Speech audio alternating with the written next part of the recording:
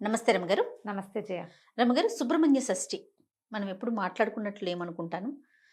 ఈ మధ్యకాలంలో వింటున్నాం రమగారు. అందరూ హ్మ్. చెప్తా ఉన్నారు సుబ్రహ్మణ్య షష్ఠి యొక్క విశిష్టత కూడాను. సరే, ఒక్కసారి మీరు కూడా చెప్తే అసలు మనం అందరం చేసుకుంటామా జనరల్‌గా? చేస్తారు కొంతమంది. ఆ! కొందరి ఇళ్లల్లో సుబ్బారాయ షష్ఠి అని రాస్తారు. సుబ్బారాయుడు అంటే సుబ్రహ్మణ్యేశ్వరుడు. ఆ! కొన్ని కుటుంబాల్లో చేస్తారు. కొన్ని ప్రాంతాల్లో చేస్తారు. ఈ షష్ఠి పూజా విధానం ఎక్కువగా తమిళనాట కనపడుతుంది. కంద షష్ఠి అది చేస్తారు. స్కంద షష్ఠి అంటారు. వాళ్ళకి ఎక్కువ మురుగన్ పూజా విధానం మనకంటే వాళ్ళకి ఎక్కువ అవునవును. కదా! చాలా ఎక్కువ. మనం ఎక్కువగా పోసే పాలు ఇవి. ఇక్కడ మనం చవితి నాడు పాలు పోసుకుంటాం. నాగపంచమికి శ్రావణ మాసంలో పోస్తారు ఇంకొంతమంది. అవును. నాగపంచమి, నాగుల చవితి. ఈ సుబ్రహ్మణ్య షష్ఠి నాగ సంబంధమైందే అయినప్పటికీ ప్రత్యేకంగా సుబ్రహ్మణ్య ఆరాధన కోసం చెప్పబడిందనమాట. ఓహ్! స్కందోత్పత్తి అవి చెప్పుకోవచ్చు. చెయ్యొచ్చా అంటే మీకు ఆసక్తి ఉంటే, అవకాశం ఉంటే, కొన్ని ప్రత్యేక పరిస్థితుల్లో కూడా సుబ్రహ్మణ్య షష్ఠిని చేసుకోవాలంటారు. ముందు అసలు షష్ఠి సంగతి చెప్దాం మనం. ప్రతి నెల 2 షష్ఠులొస్తాయి. హుహు. శుద్ధ షష్ఠి, బహుళ షష్ఠి. షష్ఠి కాదది షష్ఠి. హ్మ్. ఆ! ఈ షష్ఠిలో సుబ్రహ్మణ్య ఆరాధన చేయాలని చెప్తారు. సాధారణంగా శుద్ధ షష్ఠే ఉపయోగపడుతుంది దీనికి. ప్రతి నెల కూడా షష్ఠి నాడు మనం పూజ చేసుకోవచ్చు.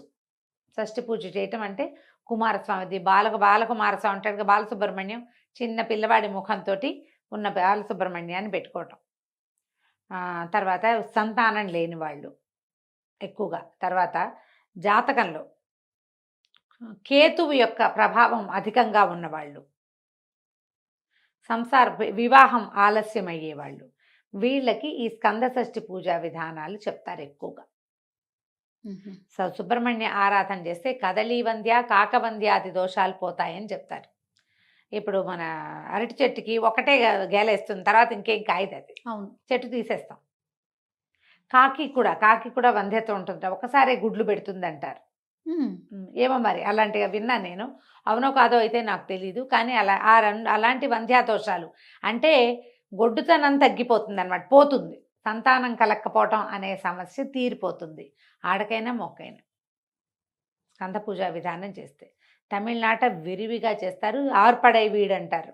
6 సుబ్రహ్మణ్య క్షేత్రాలని విశేషంగా దర్శిస్తారు. ఈ సుబ్బరాయ షష్ఠికి అసలు వాళ్ళకి దేవాలయాల్లో ఖాళీయే ఉండదు. మన దగ్గర కూడా షష్ఠి పూజా విధానం ఉంది. నేను కూడా చేశాను షష్ఠి పూజ. హుహు. ఈ షష్ఠి పూజకి నాకు చెప్పబడింది ఏంటంటే, షష్ఠి ఆదివారం వచ్చిన రోజున సెలెక్ట్ చేసుకోండి అన్నారు. షష్ఠి ఆదివారం సంవత్సరంలో కొన్నిసార్లు వస్తుంది.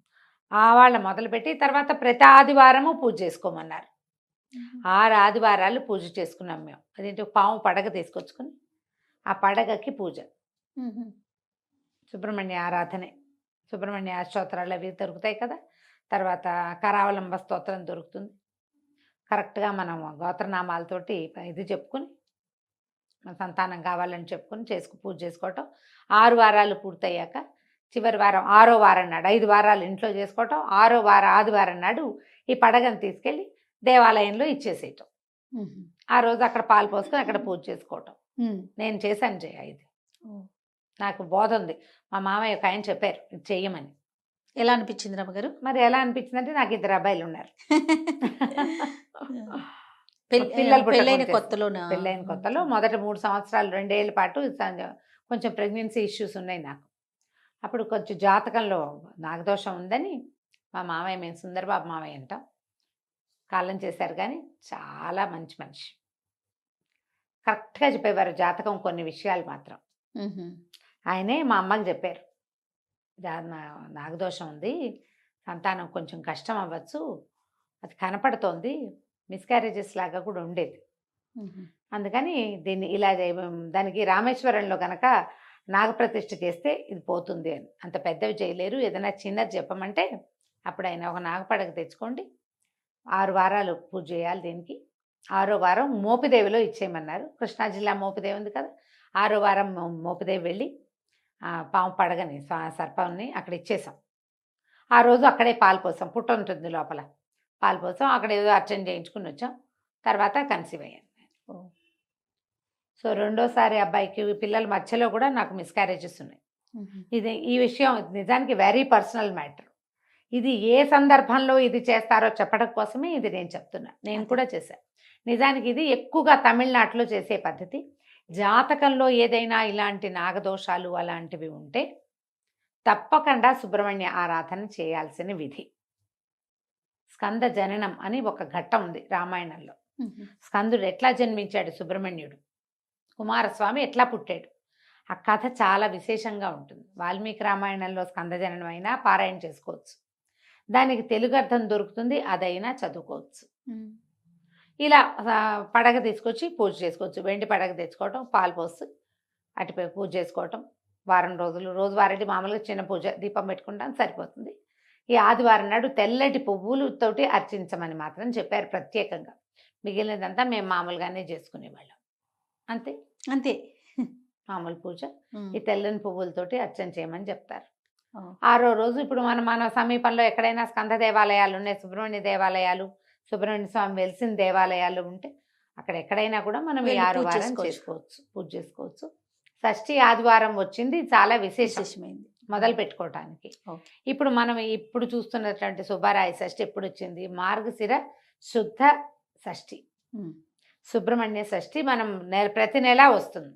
ప్రతి నెల షష్ఠిని మనం ఎలా చవితిని సంకటహర చతుర్థిగా చేస్తున్నాం, అట్లా ఇలా సంతానం లేని వాళ్ళు, పిల్లలు అవకరాలతో జన్మించే అవకాశం ఉన్నవాళ్ళు, తరచూ మిస్క్యారేజెస్ అయ్యేవాళ్ళు, ఏదైనా ఐవీఎఫ్ లాంటివి ట్రై చేసి సక్సెస్ రేట్ తక్కువగా ఉందని భయపడుతూ ఉంటాం కదా, అలాంటి వాళ్ళు సుబ్రహ్మణ్య ఆరాధన చేస్తే గర్భం నిలుస్తుంది.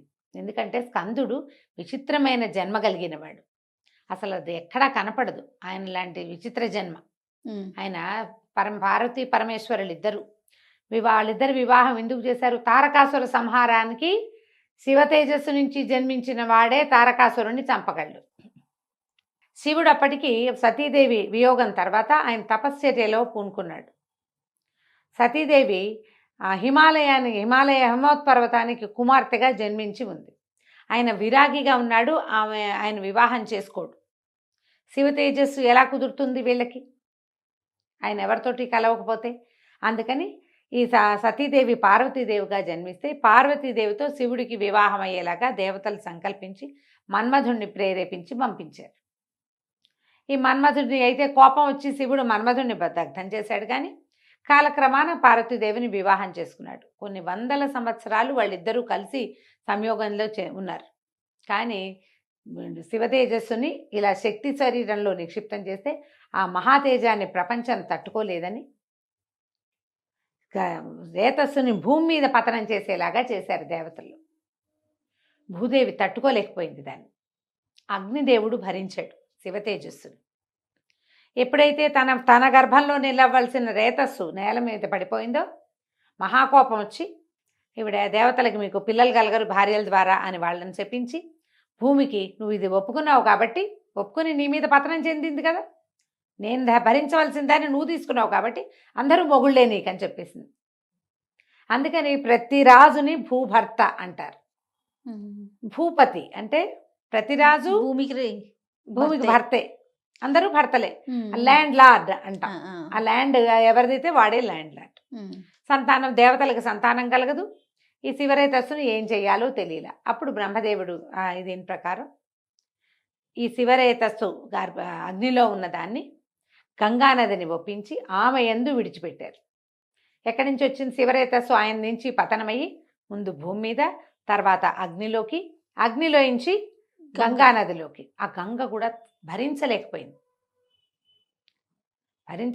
ఆ శివరేతస్సులోంచి రకరకాల ఇవి కూడా పుట్టినాయి. బంగారము, తర్వాత తామ్రము, రాగి, వెండి అందులోంచే పుట్టాయి. శివరేతస్సు నుంచే పుట్టినాయిట లోహాలు. అది అగ్నిలో పడేసరికల్లా అట్లా అది నీళ్ళలో పడేసరికి సెపరేట్ అయిపోయినాయి. అందులో ఉన్న ఇది ఒక్కొక్క రూపం చెంది అన్నీ సెపరేట్ అయిపోయింది. అయితే వీళ్ళు ఈవిడ నేను భరించలేకపోతున్నాను ఈ వేడి, నేను ఆవిడ కేకలు పెడితే గంగానది అప్పుడు ఏం చేశారంటే హిమవత్పర్వత పాదంలో విడిచిపెట్టమన్నారు. హిమవత్పర్వత పాదంలో అక్కడికి వెళ్ళేసరికల్లా అక్కడ మొత్తం అదంతా రేతస్సు తాలూకు దీనివల్ల పెద్ద రెల్లు పొదలాగా బంగారుమయం అయిపోయిందట. అక్కడ ఈ రేతస్సును వదిలిపెడితే అక్కడ ఇది ఇన్ని రూపాలు చెంది అక్కడ శిశురూపం ధరించాడు స్కందుడు. ఎన్ని చోట్లకి మారాడో చూడు. ఇలాంటి పరిస్థితుల్లో ఉన్న జన్మించాడు ఆయన. అక్కడికి వెళ్ళి ఆయన శిశువు రూపం దాల్చాడు. దాల్చిన తర్వాత అప్పుడు కృత్తికలని నియోగించారు దేవతలు పిల్లవాడికి పాలిచ్చి పెంచడం కోసం. కృత్తికల చేత పెంచబడ్డాడు కాబట్టి కార్తికేయుడు అయ్యాడు. ఆ కృత్తికలు 6. అందుకని 6 దగ్గర పాలు తాగడానికి 6 ముఖాలతోటి పాలు తాగేటట్టు. అందుకని షణ్ముఖుడు. ఎంత చిత్రమైన ఇది ఉందో చూడు కథ.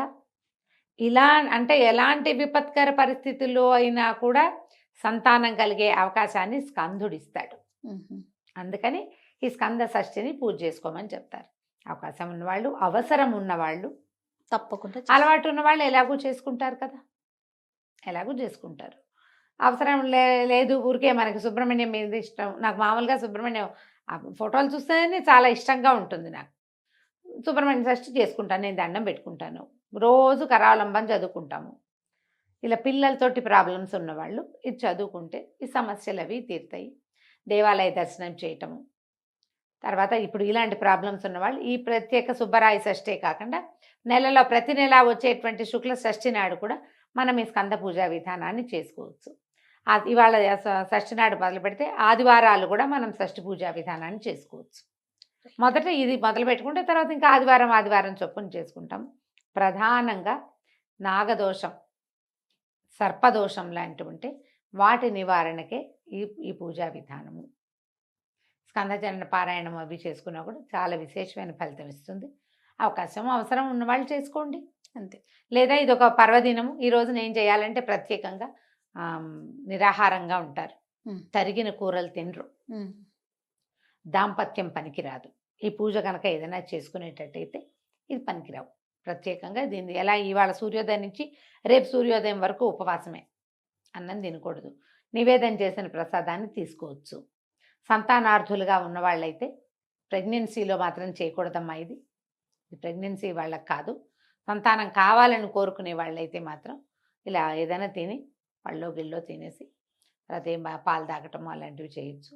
తరిగినవి తినకూడదు. కొన్ని ప్రాంతాల్లో షష్ఠి నియమాలు చెప్తారు. అట్లా మీ ప్రాంతంలో ఉందో లేదో చూసుకోండి. లేదా అసలు ఇదేం లేదు, ఇదేదో మీరు కొత్తగా వింటున్నారు అంటే సాధ్యమైనంత చాకు పట్టుకుని కొయ్యకుండా ఉండండి. తప్పకుండా తరగద్దు, మనం తరగకూడదు, తరిగినవి తినకూడదు. ఆ జాగ్రత్తలు తీసుకుంటే జాగ్రత్త తీసుకుని పూజ చేసుకోవచ్చు. అవకాశం ఉన్న వాళ్ళు చేసుకోవచ్చు. తప్పకుండా అండి. నమస్తే. నమస్తే.